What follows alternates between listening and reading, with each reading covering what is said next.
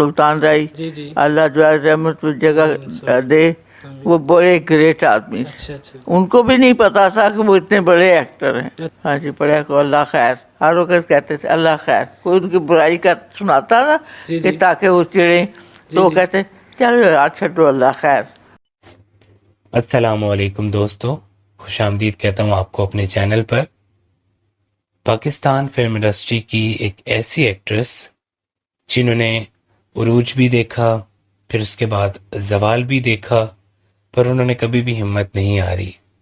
ایک بہت بہادر خاتون میں نے اپنی آنکھوں سے دیکھی تھی. بات کروں گا پاکستان فلم انڈسٹری کی سینئر ایکٹریس سیما بیگم کی. جب میں نے یوٹیوب سٹارٹ کیا تو میں بایوگرافیز بناتا تھا. جو اپنے یوٹیوب چینل کے لیے میں نے سب سے پہلا انٹرویو کیا تھا وہ سیما بیگم کا تھا. سیما صاحبہ سے میں نے انٹرویو کیا تھا 2018 میں. میں ان سے 2 دفعہ ملا اور میں نے ان کو بہت با اخلاق پایا. بہت بہت نیک دل خاتون تھی. اللہ تعالیٰ ان کے درجات بلند کرے. انہوں نے انٹرویو میں مجھے جو چیزیں بتائی تھی وہ میں آپ کے ساتھ شیئر کرنے جا رہا ہوں. امید ہے کہ آپ اس ویڈیو کو پسند کریں گے. ویڈیو کو آگے بڑھانے سے پہلے آپ سے گزارش ہے کہ اگر آپ میرے چینل پر نئے ہیں تو اس کو سبسکرائب کر لیں اور ساتھ ہی موجود بیل آئیکن کو کلک کریں تاکہ میرے آنے والی تمام لیٹسٹ ویڈیو کی اپڈیٹ آپ کو مل سکے. سیما صاحبہ کا اصلی نام شمیم کوثر تھا.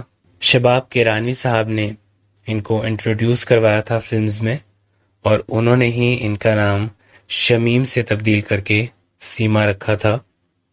ان کی ڈیٹ آف برتھ کے حوالے سے اگر میں بات کروں تو سیما صاحبہ نے ڈیورنگ انٹرویو ایک واقعہ بتایا تھا جس میں انہوں نے وحید مراد صاحب کی والدہ کا کردار ادا کیا تھا.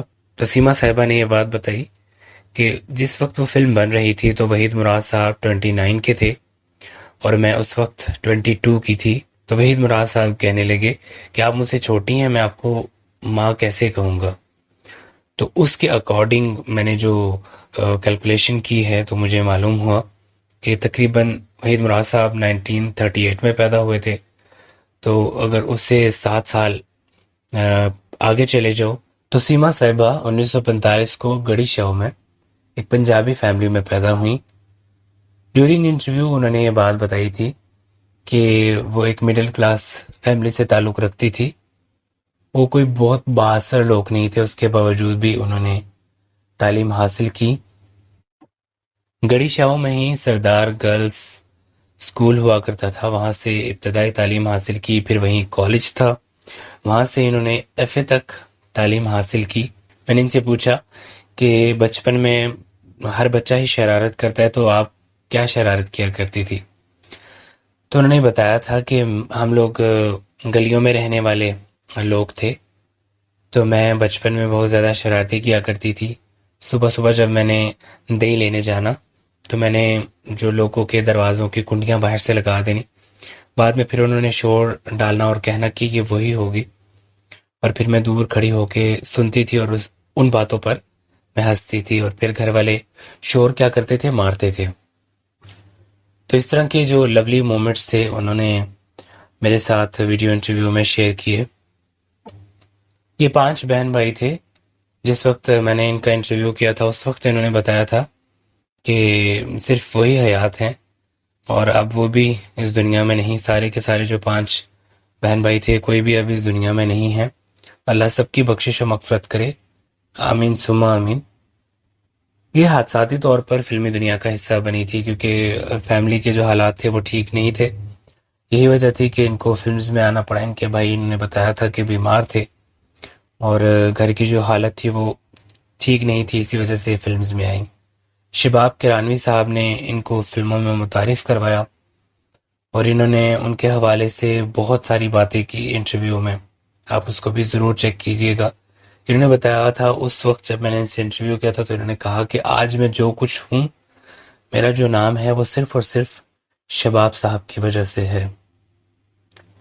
انہوں نے جو ابتدائی فلموں میں کام کیا وہ لاڈلی تھی اور میخانہ تھی. یہ سپورٹنگ آرٹسٹ کے طور پر بہت زیادہ کامیاب ہوئی. انہوں نے ایز سائیڈ ہیروئن بھی فلموں میں کام کیا. اللہ تعالیٰ نے عزت دی، ان کو نام بھی دیا۔ انہوں نے فلم عید مبارک میں کام کیا۔ اس کے علاوہ فلم نادرا کا جو سانگ تھا دل کو آج دل بر ملا، میں جب سیما صاحبہ کو وہاں پر دیکھا تو میں تصور نہیں کر سکتا تھا کہ وہ اس طرح کی دکھتی ہوں گی۔ پھر میں نے ڈیورنگ انٹرویو ان سے یہ بات بتائی بھی کہ مجھے وہ آپ کا سانگ بڑا پسند ہے اور میں بہت دفعہ اس سانگ کو سن چکا ہوں۔ تو سیما صاحبہ نے بتایا تھا کہ ان کے پاس ٹائم ہی نہیں ہوتا تھا اس دور میں کہ وہ اپنا کوئی کام دیکھ سکتی۔ یہ ایک بہت بزی ان کا وقت چل رہا تھا، جس وجہ سے وہ دیکھ ہی نہیں پاتی تھی کہ کون سی فلم میں انہوں نے کس طرح کا کام کیا ہے۔ پھر فلم ہیر رانجھا میں اعجاز درانی صاحب کی بھابھی کا کردار انہوں نے ادا کیا۔ ان کے کریڈٹ پر بے شمار فلمز ہیں، ویشی جٹ، مولا جٹ۔ مولا جٹ کا آپ سب لوگ جانتے ہی ہوں گے، دانی کا کردار تھا ان کا، مولا جٹ کی بھابھی کا کردار تھا جس کو لوگ آج بھی یاد رکھے ہوئے ہیں، اور اسی کردار کی وجہ سے ان کو لوگ جانتے ہیں، ان کو پہچانتے ہیں۔ اس کے علاوہ ان کے اور بھی ایسے بہت سارے کردار ہیں جن کے لیے ان کو ہمیشہ یاد رکھا جائے گا۔ سیما صاحبہ نے بتایا کہ انہوں نے جب آسو باللہ فلم میں کام کیا تو دو بہن بھائیوں کی وہ سٹوری تھی۔ اسد بخاری صاحب کی بہن کا انہوں نے کردار ادا کیا تھا، تو لوگ حقیقت میں روتے تھے اس کردار کو دیکھ کر اور سمجھتے تھے کہ میں حقیقت کی سید زادی ہوں، یعنی کہ اس کردار میں یہ اس حد تک کھو گئی تھی کہ وہ حقیقت کے رنگ اس میں نظر آتے تھے۔ انہوں نے ماں کے کردار بھی کیے، انہوں نے منفی کردار بڑے اچھے ادا کیے۔ ان کی جو ڈائریکشن میں فلم بنی تھی پہلی وہ تھی آگ، جس میں شان صاحب تھے، ریما صاحبہ تھی، اور وہ بھی ایک اچھی فلم تھی۔ پھر میں نے سیما صاحبہ سے ان کی شادی کے حوالے سے پوچھا۔ آپ جانتے ہیں کہ یہ بات کبھی بھی منظر عام پر نہیں آئی تھی کہ ان کی شادی ہوئی، بچے ہیں نہیں ہیں، تو انہوں نے بتایا تھا کہ عدنان نامی شخص سے میری شادی ہوئی تھی جن کا شوبز سے کوئی بھی تعلق نہیں تھا۔ چند سال ہم لوگ ساتھ رہے، اس کے بعد پھر میرے کام ہی کی وجہ سے سپریشن ہو گئی۔ پھر میں نے ان سے پوچھا کہ آپ کے بچے ہوئے؟ تو انہوں نے کہا کہ اگر اولاد ہوتی تو ہو سکتا ہے کہ میں اس چیز پہ پچھتاتی کہ اس سے بہتر اولاد نہ ہی ہوتی، اور ہر چیز میں اللہ تعالیٰ کا شکر ادا کرتی تھی۔ ایک کار ایکسیڈنٹ میں ان کی ٹانگ کا مسئلہ بن گیا تھا، پھر ان کا آپریشن وغیرہ ہوا، جس کی وجہ سے انہوں نے کافی تکلیف دیکھی۔ کئی سالوں تک وہ اپنے ایک کرائے کے کمرے پر ہی رہائش پذیر رہی۔ میں جب ان کے پاس گیا تو وہ اللہ تعالیٰ کا ہر وقت شکر ادا کرتی تھی اور نماز باقاعدگی سے پڑھتی تھی۔ سیما صاحبہ کا انٹرویو میں نے 2018 میں کیا تھا، اور جب میں نے ان سے پوچھا کہ کتنے سال ہو گئے اس ایکسیڈنٹ کو، تو انہوں نے یہ بات بتائی تھی کہ تقریباً کوئی 7-8 سال ہو گئے اس حادثے کو ہوئے۔ پھر ان سے میں نے پوچھا تھا کہ ساتھی فنکار آپ سے ملاقات کرتے ہیں، تو وہ بتاتی تھی کہ فون پر بات ہو جاتی ہے ساتھی فنکاروں کے ساتھ، پر یہ ہے کہ ان کی جو آخری لائف تھی وہ کافی زیادہ تکلیف میں گزری، کیونکہ میں ان کے پاس گیا تھا اور میں نے اس چیز کو دیکھا بھی، تو کافی پرابلم میں انہوں نے اپنا لاسٹ ٹائم گزارا۔ اور پھر اچانک ہی ایک خبر سننے کو آئی کہ ان کا انتقال ہو گیا۔ یہی مہینہ تھا، تاریخ تھی 21 اپریل اور سال تھا 2019 جب ان کا انتقال ہو گیا۔ سیما صاحبہ کو دنیا سے رخصت ہوئے اس مہینے میں 3 سال گزر جائیں گے۔